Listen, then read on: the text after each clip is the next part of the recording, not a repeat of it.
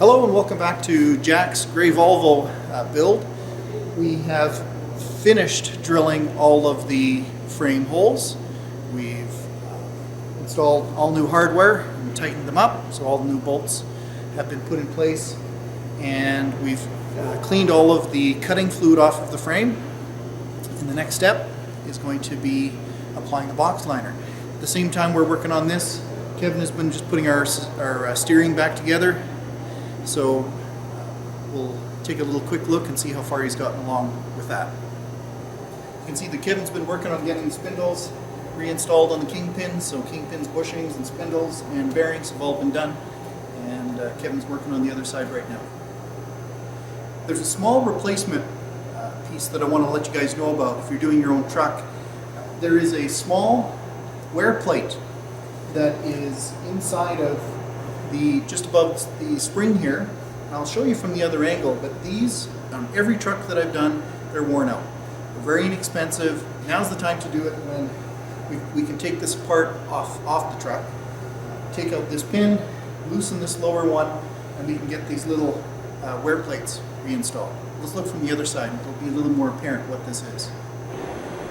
So looking at the back of the axle here, if we zoom in just above the spring, you'll see right in here is a little hard to see, but there's a little narrow piece of plastic.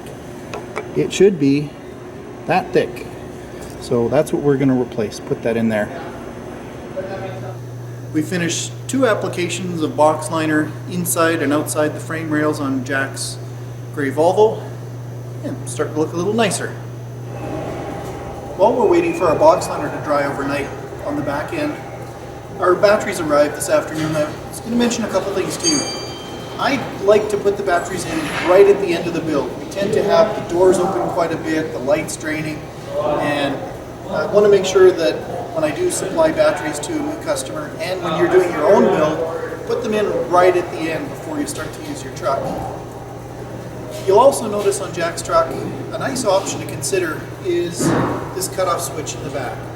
Because we are storing our trucks for extended periods of time, sometimes through the off-season, it's nice to have that cutoff switch because it makes sure that your batteries don't have any drain.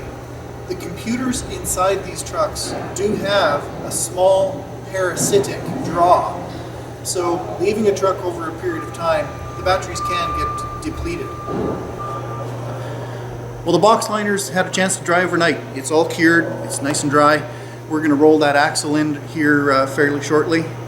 I wanted to mention to you the reason that I like Boxliner over paint is no matter how hard we try to grind these frames down to the bare metal, there's always some little imperfections and bumps in the steel. And I find that when you paint it, they show up pretty well. The appearance of the Boxliner is nice and stipply and bumpy, and it hides those imperfections. It looks pretty sharp. As well, it stands up really well. This stuff is made to get a lot of road abrasion, so when we got the gravel flying off the tires or just things coming up off the road, this stuff stays on the frame fairly well. Our exhaust parts came in today. We've got some more pipe. We've got a number of 90-degree and 45-degree elbows. They're going to be used to reroute the exhaust and turn it into a weed burner. We've taken the exhaust off the back of the truck, of course, and we're going to be rerouting a little bit along the frame and pointing the exhaust down at the ground. One thing to be aware of, there's been a lot of discussion on the Escapees forum about just how hot these things get when they go into their regen process. And what Volvo has recommended to us is we have to make sure we have enough pipe so that there's the proper, I guess I'd call it a back pressure along this exhaust. And as well, it gets pretty hot during that regen process. So one thing that we were recommended to use was this heat wrap tape. This is 50 feet.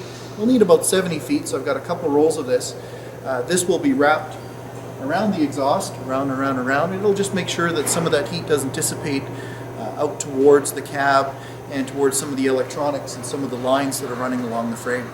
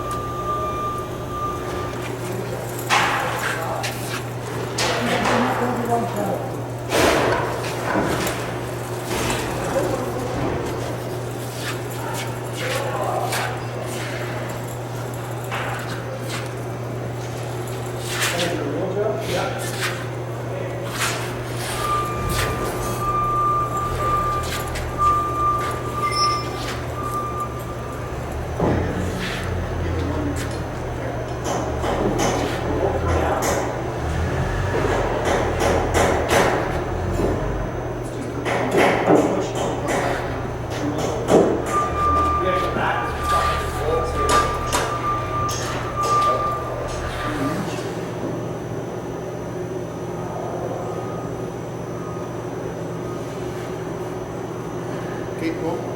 Perfect.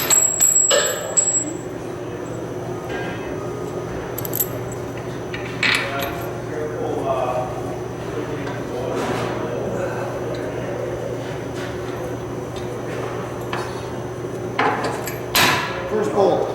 One.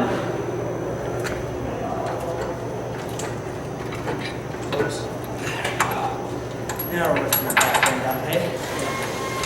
And up, down. Up a little bit. One just a touch. It's in.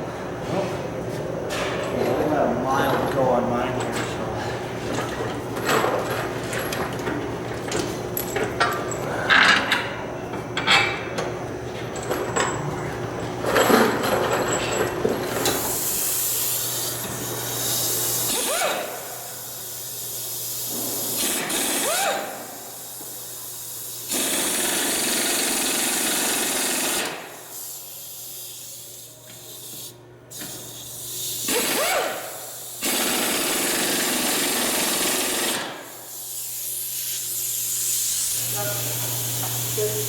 Got okay, Margaret?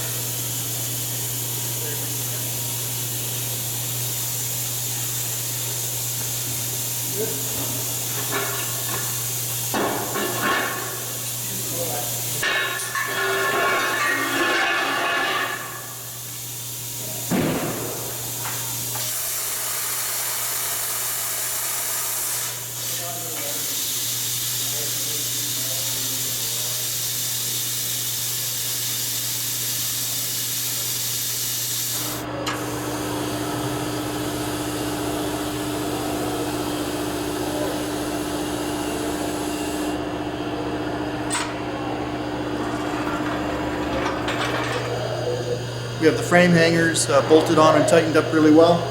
We're going to be doing the shocks and the airbags next. Once we've got that hooked up, we're going to be connecting our airlines, will be the next thing to do. What we want to do is get the truck into an accurate ride height so that I can take the drive shafts over to the driveline experts and get the drive shafts accurately measured and created for this truck.